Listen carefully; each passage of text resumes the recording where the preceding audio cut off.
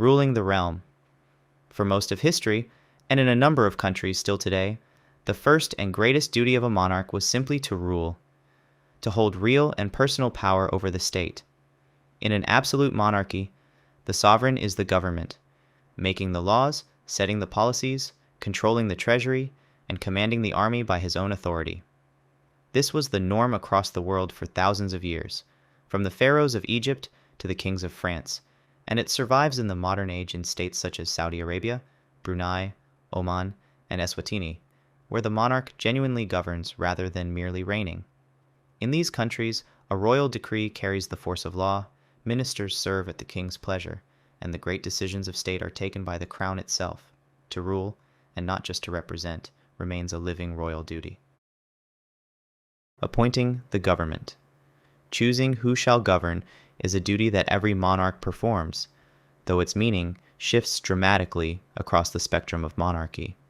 In an absolute monarchy, the king personally appoints his ministers and dismisses them at will, and they answer to him alone, so that the entire government is an extension of the royal household.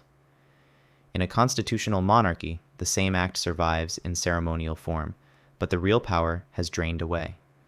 The sovereign formally appoints the head of government, yet must choose whoever commands the support of the elected parliament, exercising no personal preference of their own.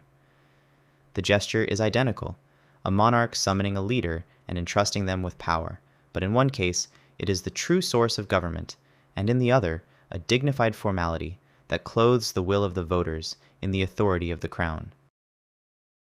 Making the law. The making of law has always flowed, at least in theory, from the crown, but the reality ranges from absolute power to empty formality. In an absolute monarchy, the connection is direct and real. The word of the king is law, issued as a royal decree that requires no approval from anyone, so that the sovereign is the living lawmaker of the realm, as in Saudi Arabia to this day. In a constitutional monarchy, the monarch remains the formal author of every law, but only as a rubber stamp. Legislation is debated and passed by an elected parliament and then sent to the sovereign for royal assent, a signature that has not been refused in Britain for over 3 centuries. In both systems, law is made in the monarch's name, yet only in one does the monarch truly make it. Taking counsel. A monarch does not rule or reign in isolation, and the duty to take counsel, to consult and to be consulted, runs through every kind of monarchy. The traditional rulers of the Arab world hold a majlis, an open council in which subjects may come before the monarch in person to seek help, present grievances, or ask a favor, keeping the ruler in direct contact with the people he governs. In the constitutional monarchies, the relationship runs the other way. The sovereign meets the head of government in regular private audiences and holds, in a famous phrase, the right to be consulted, the right to encourage, and the right to warn. A monarch who has reigned for decades possesses a reservoir of experience that a passing prime minister may draw upon, offering guidance and caution without ever issuing a command. Embodying the state.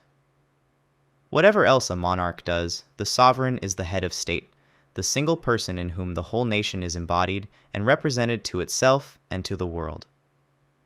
This is the most fundamental royal duty of all, for the monarch is not merely an official, but the living symbol of the country, its history and its continuity, standing above the machinery of daily government. When the state acts, it acts in the monarch's name. When the nation deals with other countries, it is the sovereign who represents it. In a republic, this symbolic role is filled by a president, but in a monarchy, it is held by a figure who did not campaign for it and cannot be voted out, giving the state a permanent human face that endures across the generations, untouched by the tides of politics. Receiving ambassadors. As the embodiment of the state, the monarch is the person to whom foreign nations send their envoys, and the formal reception of ambassadors is one of the oldest duties of any sovereign. When a new ambassador arrives to represent their country, they are received by the monarch in a formal audience and present their official credentials, and only then are they recognized as the accredited voice of their nation. In the same way, the envoys a country sends abroad carry their authority in the monarch's name. This places the sovereign at the ceremonial heart of the nation's dealings with the world, the dignified figure who personally receives the representatives of foreign powers. The custom is shared by monarchies of every kind. from the most absolute to the most ceremonial, as a mark of the sovereign's standing as head of state. Conducting diplomacy.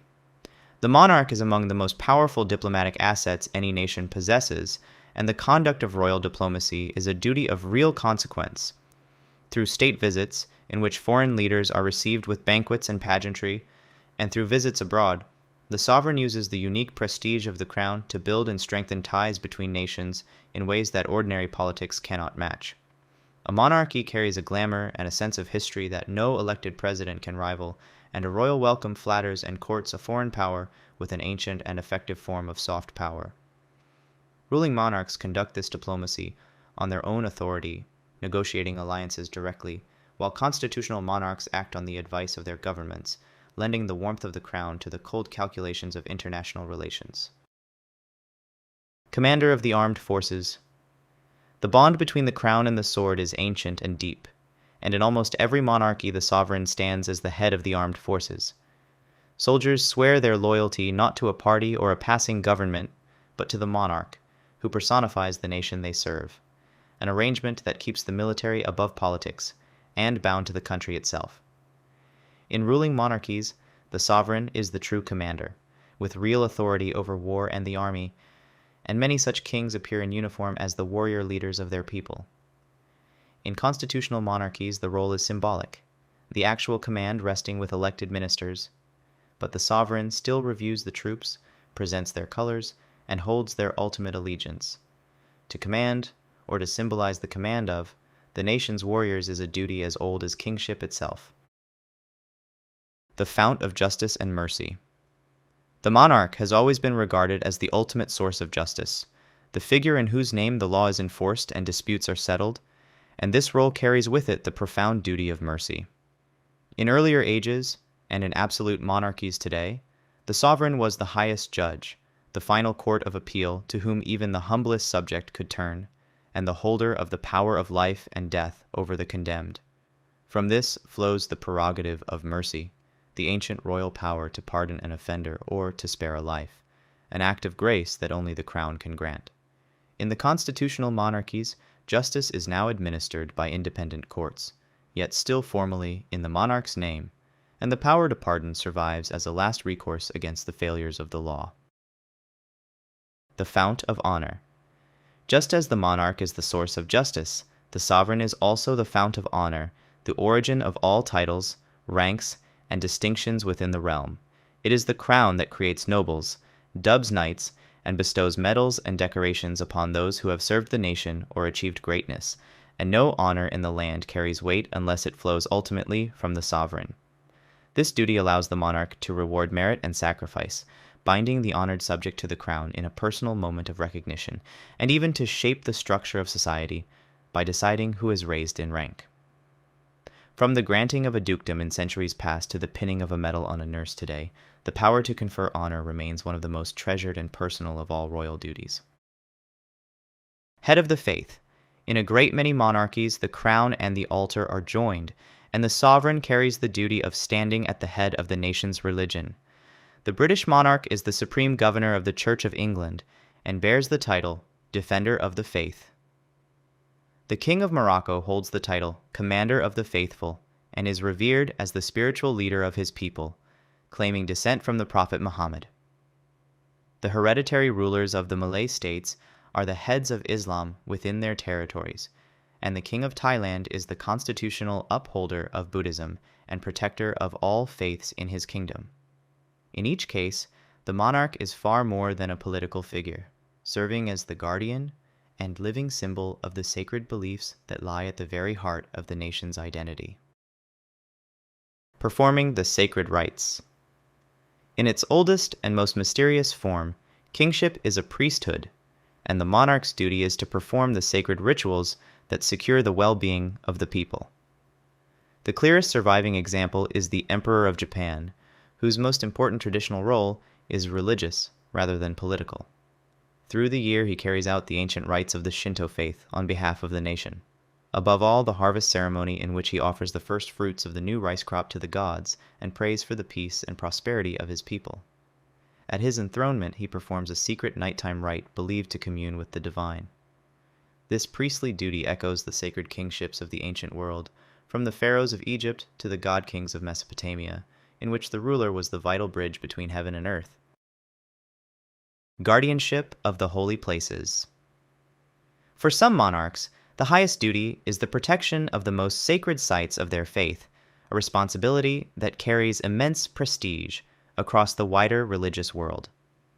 The King of Saudi Arabia holds the revered title Custodian of the Two Holy Mosques, making him the guardian of Mecca and Medina, the two holiest cities of Islam, and the protector of the millions of pilgrims who journey there each year to perform the Hajj. The King of Jordan, of the ancient Hashemite dynasty, is recognized as the custodian of the Muslim and Christian holy sites of Jerusalem. To hold and defend such sacred ground is to bear a duty that reaches far beyond the borders of the kingdom, placing the monarch at the center of the devotional life of an entire global religion, and lending the crown a spiritual authority of the highest order. Opening the assembly. Where a monarchy sits alongside a parliament or council, the ceremonial opening of that assembly is a duty that dramatizes the relationship between the crown and the representatives of the people. The sovereign arrives in state to inaugurate the session, often delivering a speech from the throne that sets out the program of government for the year ahead. In the British tradition, this is the grand state opening of Parliament, in which the monarch wears the crown and reads aloud a speech written entirely by the elected government of the day. Similar ceremonies mark the opening of the assemblies in monarchies from the Netherlands to Japan. The ritual is rich with meaning, for it stages the meeting of the two sources of authority in the modern state, the ancient dignity of the crown and the elected power of the people. Charity and patronage. Generosity to the people has always been counted among the duties of a good monarch, and charity and patronage remain central to royal life across the world. Sovereigns lend their name and prestige as patrons to countless charities, institutions, and good causes, drawing attention and support to them in a way that no one else can. Many monarchies preserve ancient traditions of royal almsgiving, such as the British ceremony, in which the sovereign distributes specially minted coins to the elderly each year before Easter, or the Islamic tradition in which rulers fund mosques, endowments, and relief for the poor as a religious obligation. Through patronage, the monarch turns the great public interest in the crown toward the common good, supporting medicine, learning, faith, and the arts, and fulfilling the age-old expectation that a ruler should care for the welfare of the people. Meeting the people. A monarch who is never seen cannot long command the loyalty of the people, and so the duty of meeting the people, of being present among them, is one that every successful monarchy performs. Sovereigns travel their realms to open institutions, mark occasions, and appear before their subjects, and the modern walkabout, in which the monarch steps forward to greet ordinary people face to face, has become a defining royal ritual. In the Gulf monarchies, the tradition of the open majlis allows subjects to come before their ruler in person to voice concerns and seek help.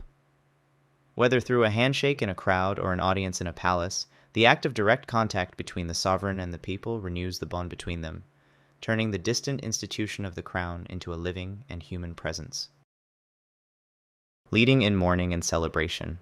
At the great emotional moments of national life, both of grief and of joy, it is the monarch who stands at the head of the people and gives their feelings a focus.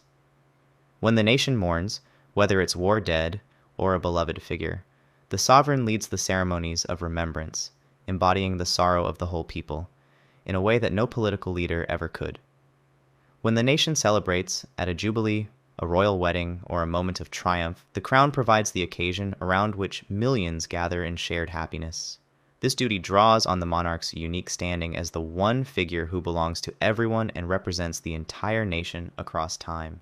To lead the people in their deepest collective emotions is among the most powerful and moving of all the duties a sovereign performs.